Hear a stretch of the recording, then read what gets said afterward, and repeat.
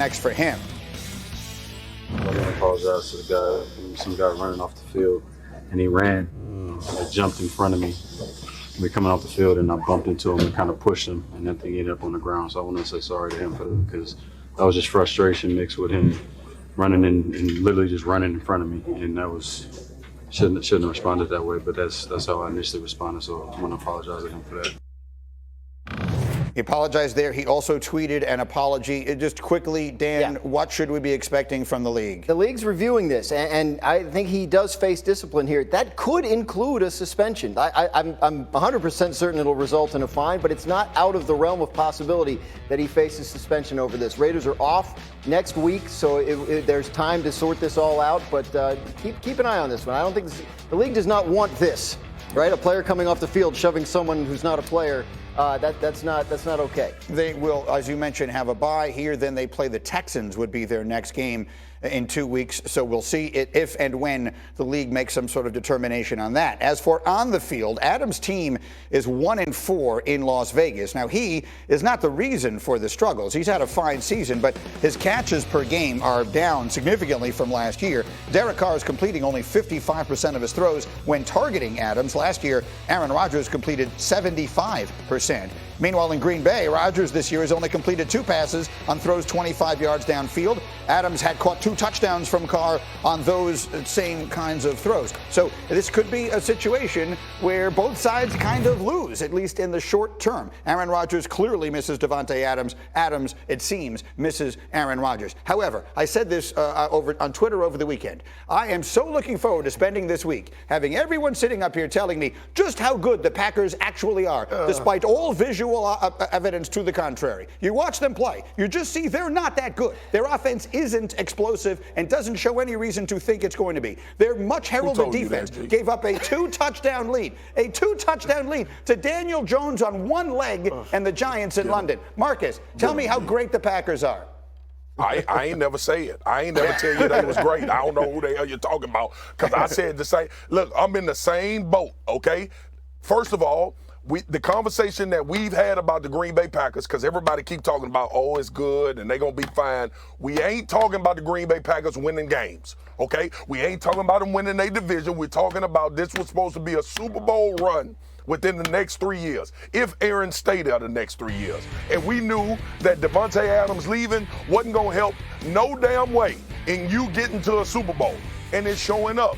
These receivers, listen, y'all, think about this. Davante Adams is going to Las Vegas. And in this game, you not only, because the real issue is the Green Bay Packers defense. I don't know what the hell they was doing. But ultimately, you get to the end of the game, Aaron Rodgers got the ball in his hands, and the New York Giants go zero blitz because they have no fear of any of them guys you got out there. And that's the difference between having a Davante Adams or, in Patrick Mahomes' case, having a Tyreek Hill late in games. Can they play well? Yes. Aaron Rodgers told us a week ago, this is not going to be something that we can continue to be if we going to win games and be the team that we think we need to be. And that's why I picked the Minnesota Vikings to win the division. And when we look at this team play, it's nothing about this team that really tells you anything in regard to a Super Bowl. That's a fascinating moment. And Dominique, I think it's an opportunity for us to teach a little football to fans who don't understand this stuff. People might say, well, the Giants knocked down 2 passes at the very end there. And what it feels like Marcus is saying is they don't play that style of defense. They don't bring all those people if Davante Adams is on the field. Well, it's Wink Martindale, so I mean his answer to every situation is all-out blitz. But he would pay for it, because you saw that 4th down with Davante Adams in the Raiders-Chiefs game. That was the same sort of thing. There was no safety back there. Davante went to the crib for 50-plus yards. And so that's the risk that you're taking, and there's no risk in blitzing right there. You see it in a lot of teams that don't have true number 1 threat receivers. And you even saw the Chiefs struggle in that game because nobody was getting really open.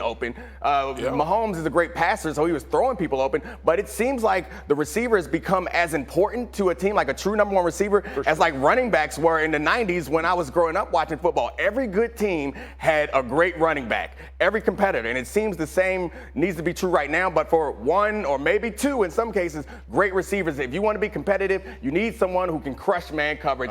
And it doesn't seem like the Packers have it.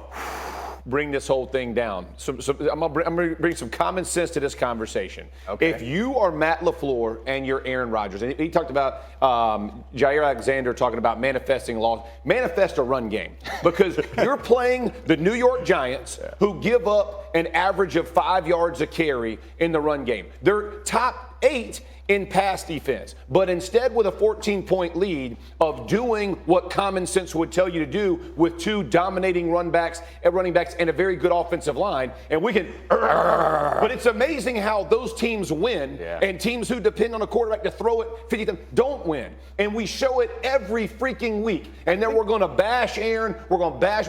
Like at some point, can we have common sense and go, hey, you know what? We do have a 14-point lead. We do have a defense who can't stop a nosebleed right now. So why don't we shorten games? Why don't we play intelligent football? Why don't we find ways to stop losing games? Because that's what, when you continue to do the same thing and expect it to be different, you're lying to yourself. It is frustrating for me because we all get up here, and I'm not saying Devontae Adams isn't a beast. No, I know. I'm not saying that a number one receiver, like every team who loses a one receiver is losing something. I would push back by saying the Raiders' running attack last night was very effective because Devontae Adams was crushing man coverage, so much so that the Chiefs had to go to too high, and then the Raiders started mowing them down. So, like, it's all connected. I'm just saying that the focal point, and your point about running the ball, everyone should run the ball if you can. It's really hard. Have you ever tried to push a 300-pound man around? It's really hard to run the football. I appreciate you telling me, and I fully agree. However, you look at strengths and weaknesses every week of teams, and you go exploit the weakness of a team, and it's like,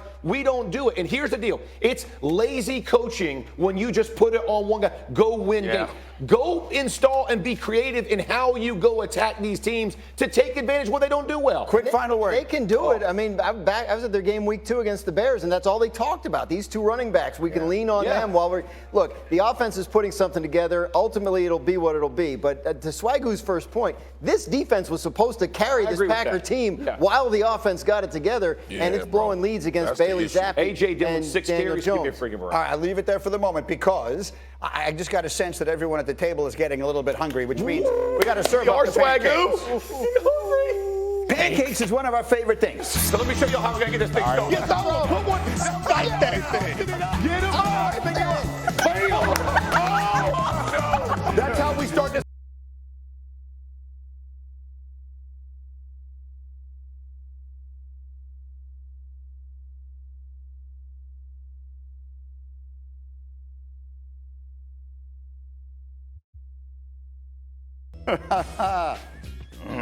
Guess what? Sat 'em Down is brought to you by